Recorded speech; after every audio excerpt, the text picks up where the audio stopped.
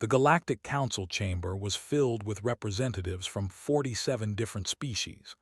They sat in their designated seats, arranged in a massive circle that rose upward like an ancient theater. At the center stood the speaking platform, where Ambassador of the Empire was finishing his speech. "And so," said, his four arms spread wide in a gesture of triumph, "we have voted to reduce human representation on the Resource Distribution Committee from 3 seats to 1. Their species is young. They have been part of the galactic community for only 200 years. They must learn their place."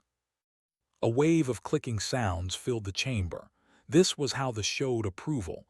Other species joined in with their own sounds of agreement. The hummed. The Grecs stamped their heavy feet. The flashed their bioluminescent skin in patterns of satisfaction.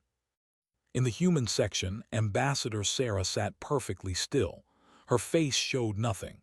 Beside her, Admiral and Trade Director remained equally silent. They did not protest. They did not argue. They simply watched. Noticed their silence and felt a small twinge of disappointment. He had expected the humans to fight back. They always fought back. It was one of the things that made them so annoying to deal with. But today, they sat like statues. "The motion passes," announced the council arbiter, an ancient named. "Human representation is hereby reduced. This session is concluded." The representatives began to leave. Conversations filled the air as species discussed their victories and plans, but the human delegation remained seated until the chamber was nearly empty. Then, without a word, they stood and walked out together. Ambassador led her team through the gleaming corridors of the council station. They passed gardens filled with plants from 100 worlds. They walked by restaurants serving food from across the galaxy. They moved through markets where traders sold goods that had traveled light years to reach this place. None of them spoke until they reached the human embassy. Once inside, sealed the door and turned to face her colleagues. "It is done," she said quietly. "The Council has voted against us 17 times in the past year. They have reduced our trade rights, limited our travel permits, and now cut our representation. Earth has made its decision." Admiral nodded slowly. His gray hair caught the light as he moved. "The withdrawal begins tonight. All human personnel will be recalled from council stations within 48 hours. All human ships will return to our territory. All human-operated services will be suspended." "No warnings?" asked Director. Shook her head. "They wanted us to know our place. Now they will learn what our place actually was." Across the station, life continued as normal. They celebrated their political victory with imported wine. The Grecs discussed new mining contracts. They planned their next expansion into unclaimed space. No one paid attention to the human ships that began undocking from the station's ports. The first ship to leave was the medical vessel Hippocrates. It had been stationed at the council station for 80 years, providing emergency care to any species that needed it. Human doctors had learned the biology of 400 different life forms. They had saved millions of lives. Now, the ship's engines glowed blue as it turned away from the station and jumped to faster-than-light speed. Next came the communication relay ships. Humans had built the galaxy's most reliable faster-than-light communication network. It connected 10,000 worlds and allowed instant messaging across distances that would take regular ships years to cross. The relay operators simply shut down their equipment, boarded their vessels, and left. Then the cargo ships departed. Human traders moved more goods than any other 3 species combined. They were reliable. They were fast. They never cheated on their contracts. Hundreds of ships detached from the station and vanished into the darkness of space. By morning, every human ship was gone. The docks where they had been were empty. The embassy stood dark and locked. The human restaurants had closed. The human shops had shuttered their windows. Station Administrator Vex of the Grecs was the first to notice something was wrong. He tried to send a message to his home world about a shipment of rare minerals. The communication system told him there was no connection available. He tried again. Same result. Strange, he muttered, his massive stone-like body shifting with annoyance. He walked to the communication center and found chaos. "What is happening?" he demanded. The technician, a young, looked up with panic in her glowing eyes. "The relay network is down. All of it. Every single node has gone offline." "Impossible. Contact the humans. They maintain the relays." "I tried, Administrator. The human embassy is empty. Their ships are gone, all of them." Vex felt something he had not felt in many years. He felt afraid. In the medical bay, Dr. Thresh of the faced a crisis. A diplomat had collapsed during breakfast. His secondary heart had stopped. Thresh had never treated a before. The biology was too different from his own species. "Where are the human doctors?" he called out. "Gone," a nurse answered. "They left last night. The whole medical ship is gone." Thresh stared at his patient. The was dying. Without human help, Thresh did not know how to save him. He had always relied on the humans for difficult cases. Everyone had. The diplomat died an hour later. He was the first. He would not be the last. In the markets, traders discovered that their supply lines had collapsed. Human cargo ships had carried goods between worlds that had no other reliable transport. Now, shelves began to empty. Prices began to rise. Species that had never worried about basic supplies suddenly found themselves facing shortages. Ambassador woke to find his breakfast missing. No human ships meant no imports from the agricultural world of Prime. The food he had planned to eat simply did not exist on the station anymore. "This is ridiculous," he snapped at his aide. "Contact the humans. Demand they resume service immediately." "Ambassador, we cannot contact anyone. The communication network is down." "Then send a ship." "Our ships are too slow without human navigational data. They provided the safe routes through subspace. Without their maps, a journey that takes days would take months." Stood in silence. For the first time, he began to understand what the humans had truly done for the galaxy. They had made themselves essential. They had woven themselves into every part of galactic civilization. And then, without warning, they had pulled themselves out. On the council station, panic was beginning to spread. The humans had not declared war. They had not made threats. They had simply left. And in their absence, the galaxy was starting to fall apart. 3 days after the human withdrawal, the Galactic Council held an emergency session. The chamber that had been so full of confidence was now filled with fear. Representatives shouted at each other. Blame flew in every direction. The clicking and humming and stamping that had celebrated human defeat now expressed pure chaos. "Order," cried Arbiter, his ancient voice cracked with the effort. "We must have order." The chamber slowly quieted. Species settled into their seats, though tension remained thick in the air, looked around at the assembled representatives. Many seats were empty. Without the communication network, many delegates could not be reached. Without human transport ships, others could not travel to the station. "We face a crisis," said simply. "The humans have withdrawn from galactic society. We must discuss how to respond." Ambassador rose to his feet. "This is an act of war. The humans have attacked us by denying us services we depend upon. We must send our fleets to force them to return." "With what navigation data?" asked Trade Minister of the. Her skin flashed angry red. "Human star maps guided our ships through safe passages. Without them, our fleets would wander in subspace for years. Some would never arrive at all." "Then we create our own maps," insisted. "That would take decades," replied. "The humans spent 2 centuries mapping safe routes. They shared that information freely. We never thought to make copies." A heavy silence fell over the chamber. Spoke again. "What other problems do we face?" The reports came one after another. Each was worse than the last. The medical crisis was spreading. Human doctors had treated species across the galaxy. They had cured diseases that no one else could cure. They had performed surgeries that no one else could perform. Now, patients were dying. Hospitals were overwhelmed. Species that had relied on human medical knowledge for generations suddenly had no one to help them. The food situation was critical.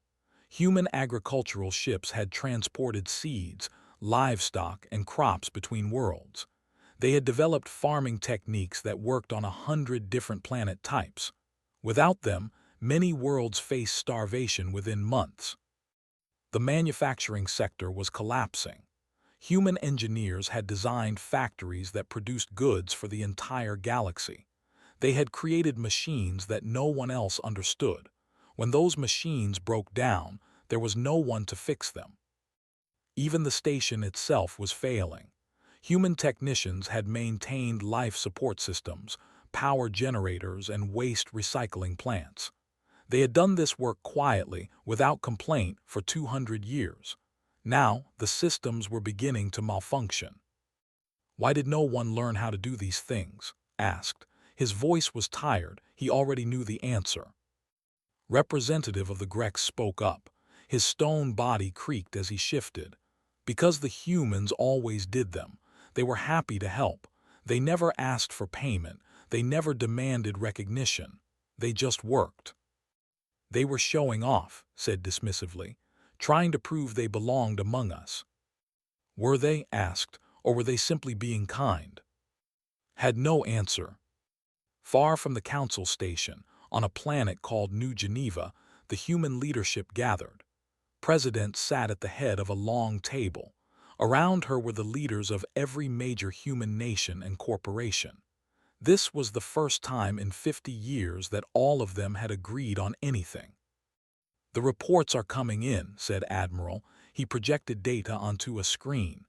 "The galaxy is struggling without us. Food shortages on 40 worlds, medical emergencies on 60 more, communication blackouts everywhere."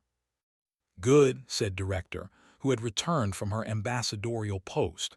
"They need to understand what they lost." President held up a hand. "We did not do this to cause suffering. We did this because we were given no choice. The council treated us like servants. They took our contributions for granted. They insulted us at every opportunity. But we are not cruel people. We will not let innocents die because of their leaders' arrogance." "What do you propose?" asked. "Selective assistance. We will help those who ask nicely. We will maintain basic humanitarian aid, but we will not return to our old role. We will never again let ourselves become invisible workers in someone else's empire." The other leaders nodded. This was the human way. Even in anger, even after years of disrespect, they could not bring themselves to cause unnecessary harm. It was both their greatest strength and their greatest weakness. Back on the council station, a small ship arrived. It was a human vessel, but it did not carry diplomats or traders. It carried doctors. The medical team stepped onto the station and immediately went to work. They asked no questions about politics. They demanded no apologies.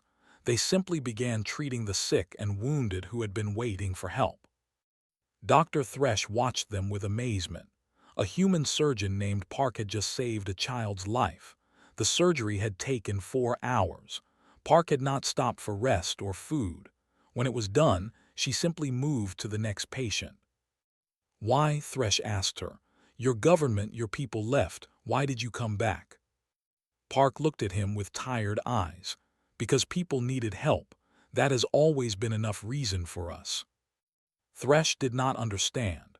His species, never did anything without calculating the benefit to themselves. The idea of helping strangers simply because they needed help was foreign to him.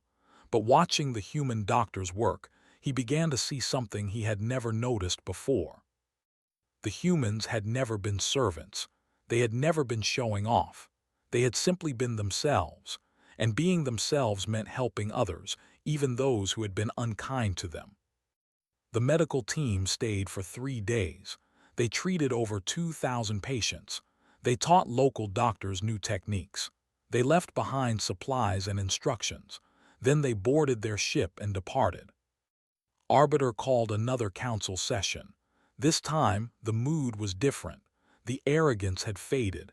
In its place was something that might have been shame. The humans sent doctors, announced. They asked for nothing in return. They helped our people when we could not help ourselves. A trick, insisted. They want us to feel grateful, then they will demand even more power. Or, said quietly, they are simply good people who we treated badly. The chamber fell silent. No one wanted to admit that they had been wrong. No one wanted to acknowledge that they had misjudged an entire species. But the evidence was becoming impossible to ignore. The humans had built the communication network that connected the galaxy. They had mapped the safe routes through dangerous space. They had grown food for hungry worlds. They had healed the sick. They had maintained the machines that kept civilization running. And they had done all of this while being called inferior, young, and unworthy. "What do we do now?" asked. No one had an answer. On Earth, in a small apartment in Tokyo, an old woman named sat by her window and watched the stars. She had served as trade director for 20 years. She had negotiated contracts worth trillions of credits. She had made the human trade network the most efficient in galactic history. And she had done it all while being ignored at council meetings, while being interrupted by species who thought her people were beneath notice, while smiling politely at insults that cut her to the bone. Now finally she was home. The stars looked different from Earth. They looked peaceful. Her communicator chimed, a message from the council. They wanted to negotiate. They wanted the humans to come back. Read the message carefully. There was no apology, no acknowledgement of wrongdoing, just a demand that humans resume their duties immediately. She deleted the message and went to bed. The galaxy would have to learn that respect was not optional. It was the minimum price of partnership. And until they learned that lesson, the humans would remain exactly where they belonged. At home, 2 weeks passed. The situation in the galaxy grew worse. On the planet Prime, the capital world of the Empire, Ambassador stood before his emperor. The throne room was vast, decorated with treasures from 100 conquered worlds. But the mood was not triumphant. The mood was desperate. "Explain to me," Emperor said, his voice cold as space, "how we have come to this." Kept his 4 arms folded respectfully. Sweat dripped down his back. "Great Emperor, the human withdrawal has caused unexpected difficulties. Our trade networks have collapsed. Our communication systems remain offline. Our military cannot move effectively through subspace without human navigation data." And why did the humans withdraw? Hesitated. This was dangerous ground. They were displeased with council decisions. They felt they were being treated unfairly. Were they? The question hung in the air. Wanted to say no. He wanted to blame the humans for everything. But he had seen the medical teams. He had watched human doctors save lives without asking for anything in return. He had begun to question everything he thought he knew. "Perhaps," he said finally, "we underestimated their value to the galactic community." Emperor leaned forward. His eyes burned with anger. "You told me they were inferior. You told me reducing their power would strengthen our position. Instead, you have brought the Empire to the edge of collapse." "Great Emperor, I did not know." "You did not bother to know. None of us did," stood from his throne. "We looked at the humans and saw a young species. We saw their short and thought them weak. We saw their soft bodies and thought them fragile. We never stopped to ask why they had accomplished so much in such a short time." Remained silent. There was nothing safe to say. "Find a way to bring them back," commanded. "Whatever it takes, our empire cannot survive without them." On the Ancient of Arbiter species, a different kind of crisis was unfolding. They were the longest-lived species in the galaxy. They measured time in, not years. They had seen empires rise and fall. They had witnessed events that other species had forgotten long ago. But even they had never seen anything like this. The Great Archive of had stood for 50,000 years. It contained the collected knowledge of galactic civilization. Scholars from every species came to study its contents. It was considered the most important building in the known universe. And it was failing. The cooling systems that protected the ancient data crystals were breaking down. The environmental controls that maintained perfect humidity were malfunctioning. The power grid that kept everything running was becoming unstable. All of these systems had been installed by human engineers, and no one else knew how to fix them. Chief Archivist Mel stood in the main hall and watched warning lights flash. Each light represented another failing system. Each failure brought the archive closer to destruction. "We have sent requests to the humans," her assistant reported. "No response." "Keep trying," Mel said. "Offer them whatever they want. Money, resources, political concessions. The archive must be saved." "And if they refuse?" Mel closed her eyes. "Then 50,000 years of knowledge will be lost, and we will have no one to blame but ourselves." The message reached Earth 3 days later. President read it personally. She shared it with her cabinet. "They are asking for help with the Great Archive," she said. "They are offering significant concessions in return." "What kind of concessions?" asked Admiral. "Voting rights on the Science Council, full access to historical records, recognition of human intellectual property rights across the galaxy." The cabinet members exchanged glances. These were things humans had been requesting for decades. Now they were being offered freely. "It is tempting," said Director, "but I do not trust them. As soon as we fix their problems, they will go back to treating us like servants." "Perhaps," said President, "but can we let 50,000 years of history be destroyed because we are angry?" The debate continued for hours. In the end, they reached a compromise. They would send a team to help with the archive, but the team would include observers who would document everything. And if they failed to honor their promises, the humans would make sure the entire galaxy knew about it. The repair team arrived on to find a world in crisis. Power outages had spread beyond the archive. Water treatment plants were failing. Transportation networks had ground to a halt. They, for all their ancient wisdom, had become completely dependent on technology they did not understand. Engineer James led the team. He was 60 years old, with white hair and weathered hands. He had spent 30 years maintaining systems across the galaxy.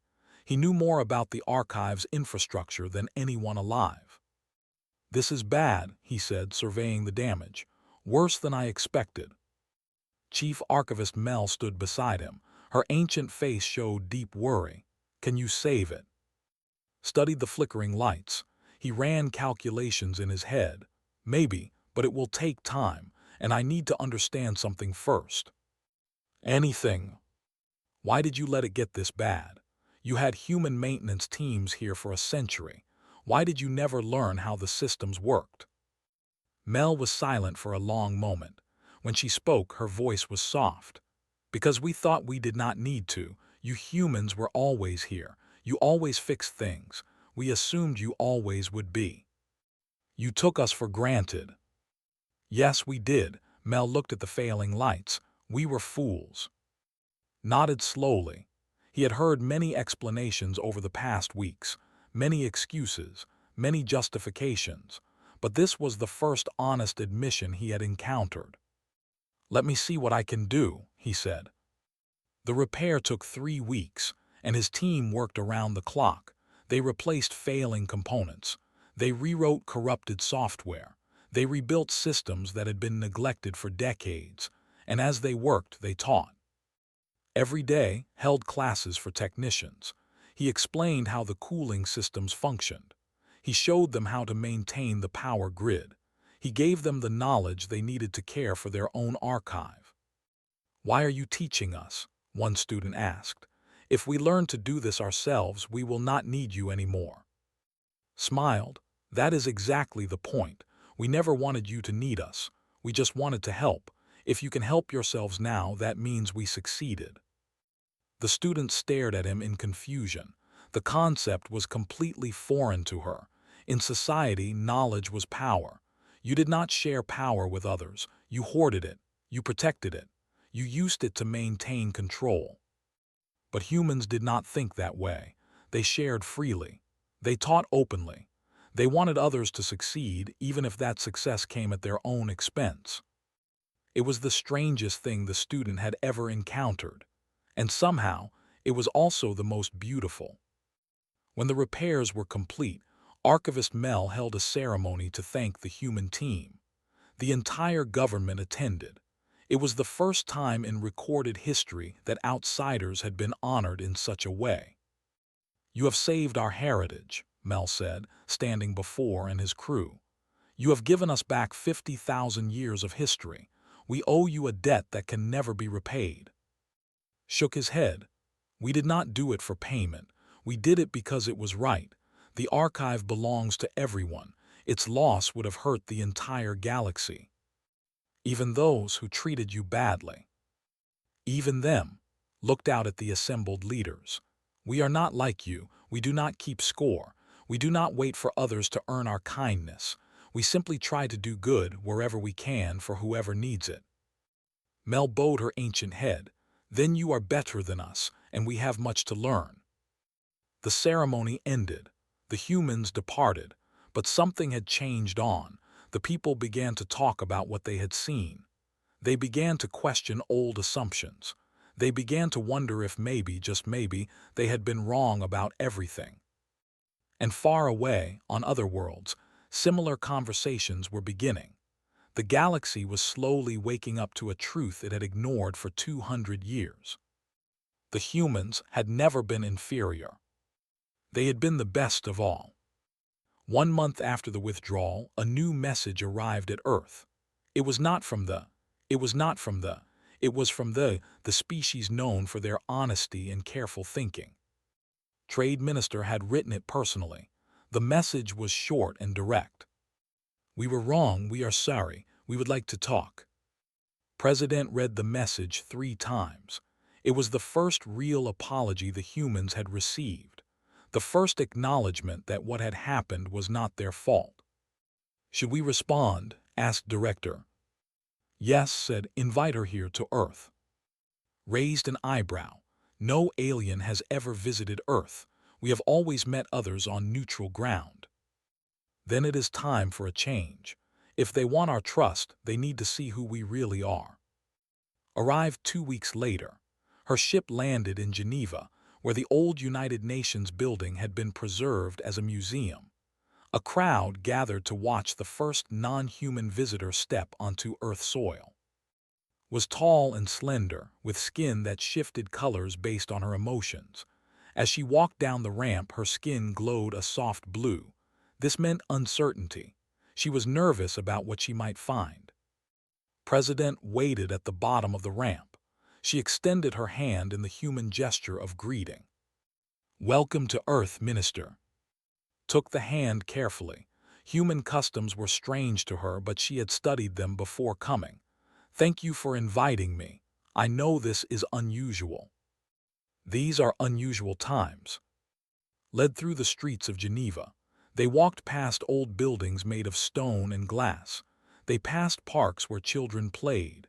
They saw cafes where people sat and talked and laughed. "Your world is beautiful," said. Her skin shifted to a warm orange. This meant admiration. "We like it," replied. "It is home." "I notice there are no guards, no military escort." "You are a guest. We do not threaten guests." Stopped walking. Her skin flickered through several colors rapidly. This meant deep thought.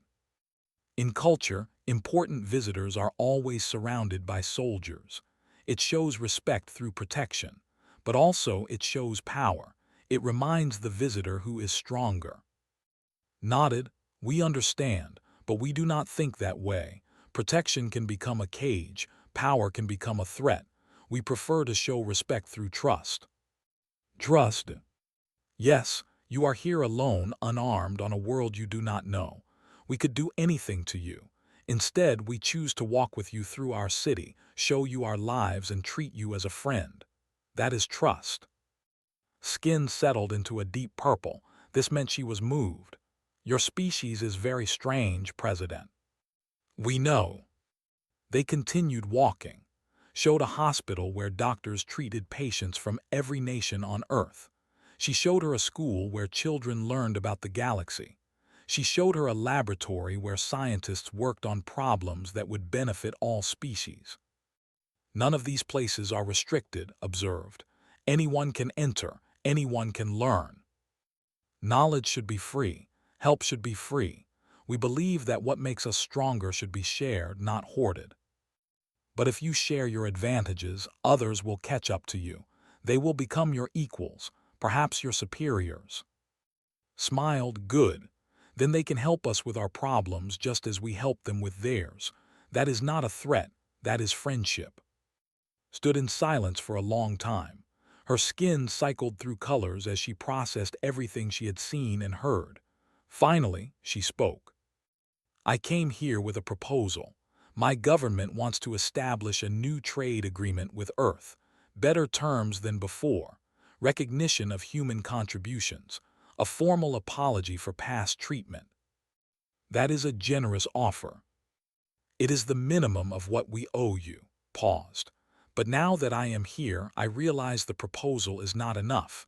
We do not need a trade agreement. We need to become more like you. Tilted her head. What do you mean? Your strength does not come from your technology. It does not come from your military. It comes from who you are, your kindness, your generosity, your willingness to help others without demanding payment. Skin glowed bright white. This meant revelation. We spent 200 years studying your ships and your weapons and your machines. We never thought to study your hearts. That was our greatest mistake. The conversation continued for hours. By the time departed, the foundations of a new relationship had been laid. Not just a trade agreement, not just a political alliance. Something deeper, something based on understanding rather than power. Other species began to take notice. They sent their own delegation. The Greeks followed. Even some began to question their government's approach. But Ambassador was not among them. He had been stripped of his position after the crisis began. Now he sat alone in his apartment on Prime, watching news reports about the changing galaxy. Fools, he muttered. The humans are manipulating everyone. This is all part of their plan. But even as he spoke, doubt crept into his mind. He remembered the human doctors who had saved lives. He remembered the engineers who had fixed systems they had not built. He remembered the teachers who had shared knowledge freely. What kind of plan involved helping your enemies without asking for anything in return? Maybe, he thought, it was not a plan at all. Maybe the humans really were just good people who had been treated badly. The thought made him uncomfortable. It was easier to believe in conspiracy. It was easier to see the humans as clever manipulators rather than genuine helpers. Because if they were genuine, then everything had done was wrong. Every insult he had spoken, every vote he had cast against them, every time he had dismissed their contributions, all of it would be not just mistaken, but shameful. Turned off the news and stared at the wall. He had spent his entire career building the Empire's power. He had seen kindness as weakness and cruelty as strength. He had believed that the galaxy was a competition, and that winning meant crushing others. But the humans had shown him a different way. They had shown him that true strength came from lifting others up, not pushing them down. That real power came from earning respect, not demanding it.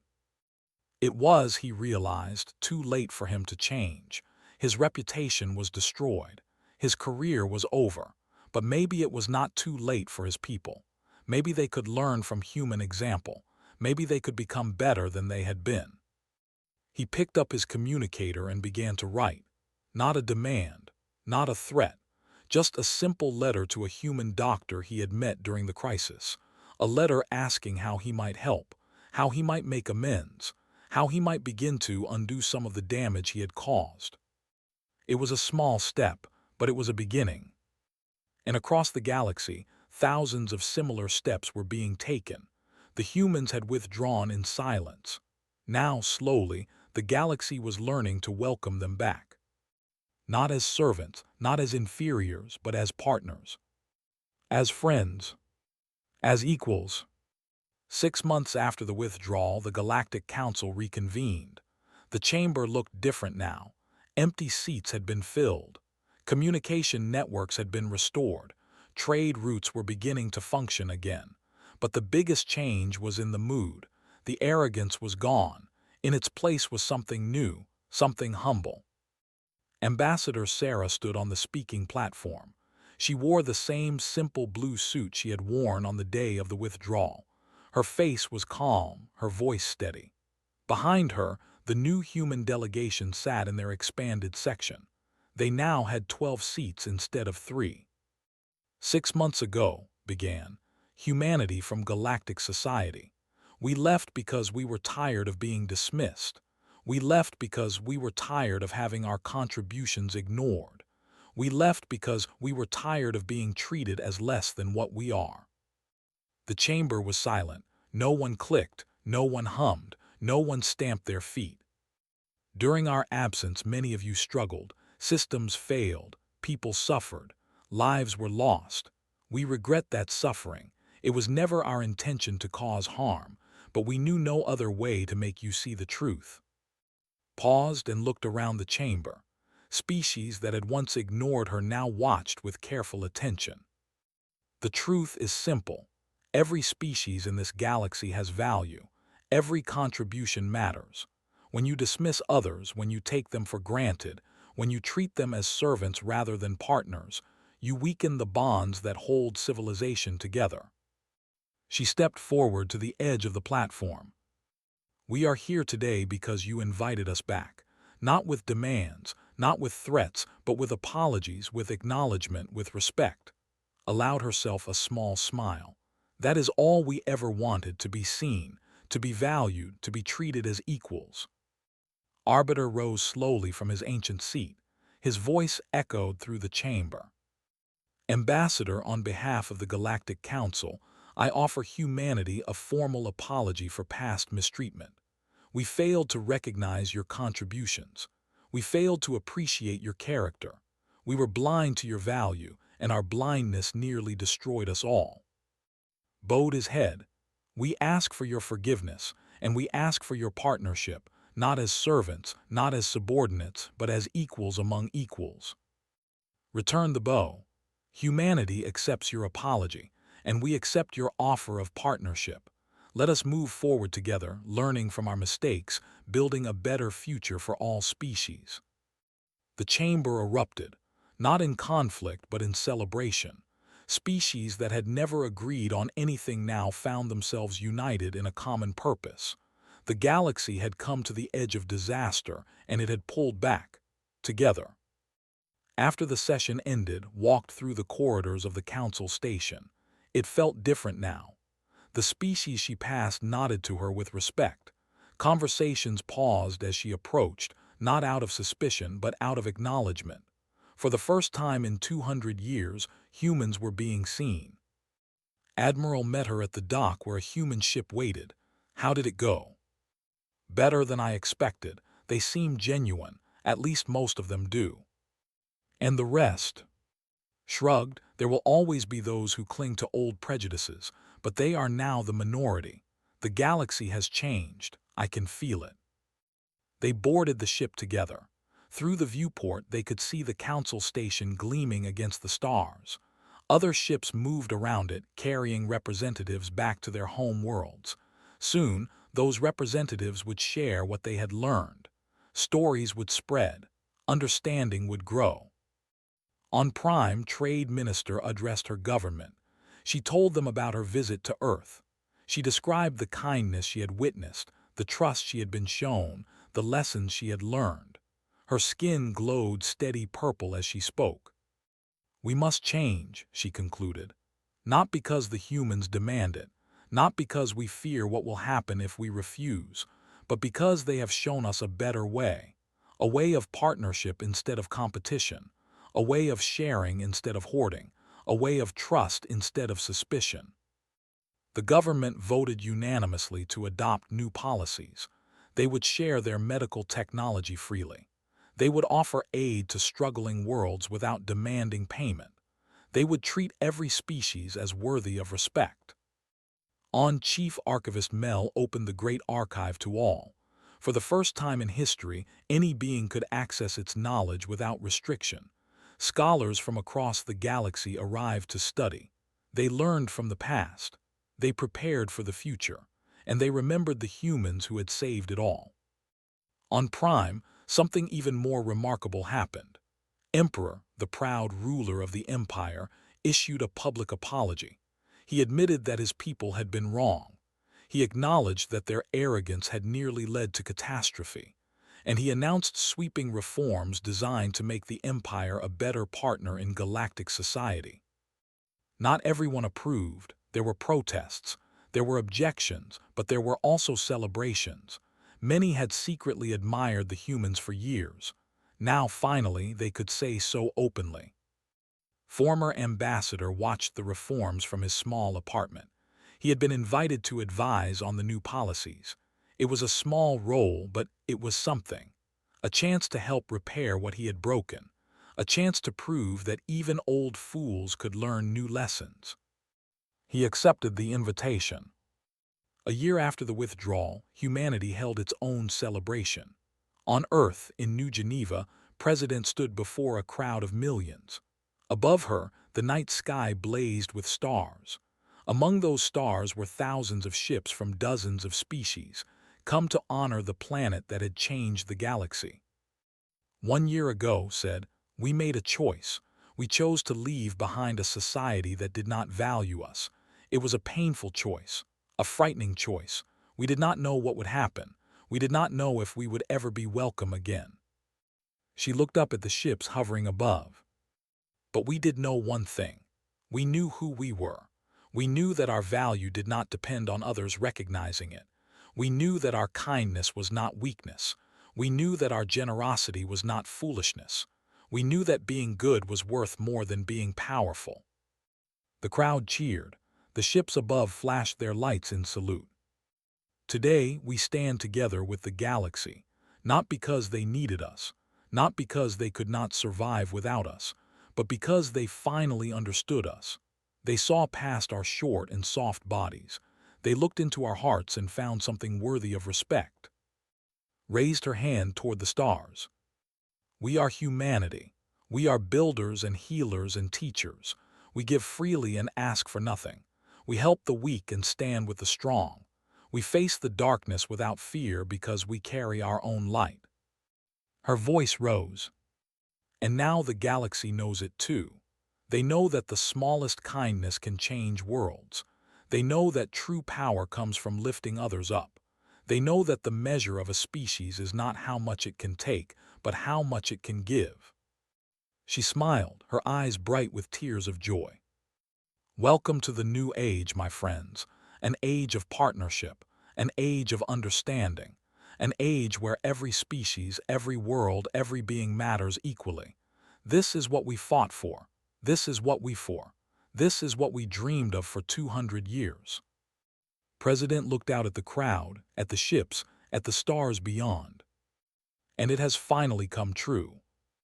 The celebration continued through the night. Humans and aliens danced together. They shared food and stories and laughter. Old wounds began to heal. New friendships began to form. And watching from orbit, Ambassador felt something she had never felt before. Pride, not just in her species but in the entire galaxy. They had all grown. They had all learned. They had all become better than they were. The withdrawal had been silent, but its message had echoed across the stars. Humanity had shown the galaxy what it meant to be truly strong. And the galaxy had listened.